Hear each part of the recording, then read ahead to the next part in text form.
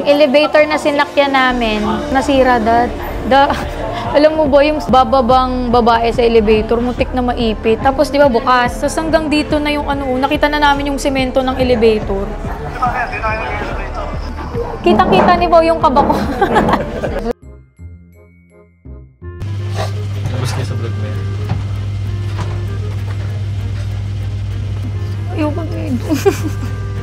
Hindi ako maarte, pero pag mga may ganito, na makauwi ako ng ligtas, 26 pa lang.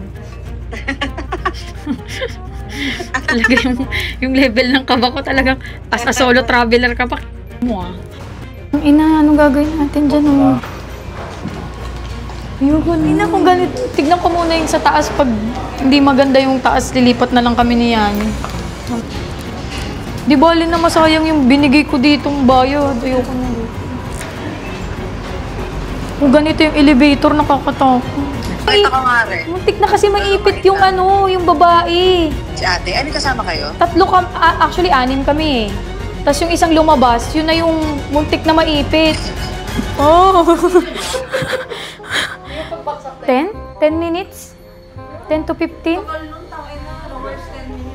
Tapos kitang-kita namin talaga. May bumaba sa floor na first, no? Tapos pagbaba niya, biglang gumanon yung elevator. As in talaga. Yung kaliwa, yung nandito, yung nandito.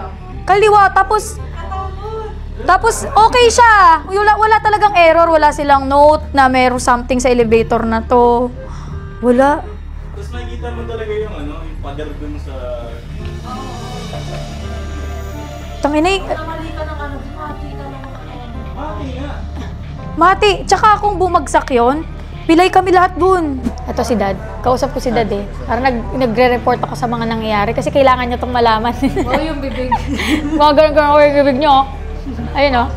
Oo naman. Tapos, dito na kami. Hindi pa kami nakababa ng sasakyan. Sketchy na talaga. Yung vibes niya, Dad, parang mga Chinatown, ganyan. Hindi nakarating na kami dun sa condo. Condo daw kasi eh. Pagdating namin ng condo, meron kaming elevator na sinakyan. Yung elevator na sinakyan namin, nasira, Dad. Alam mo ba, yung bababang babae sa elevator, muntik na maipit. Tapos di ba bukas, tapos hanggang dito na yung nakita na namin yung semento ng elevator. Kitang-kita ni Bo yung kaba ko. Tipid, sige tipid tayo. Pero hindi lang namin in-expect talaga na ganitong level. Pero yung loob ng kwarto maganda. Tapos yung labas ng condo, maganda din siya kasi ang daming kainan dito. Hindi lang safe lang talaga yung papunta kang 6th floor kasi baka hindi ka na makarating ng 6th floor.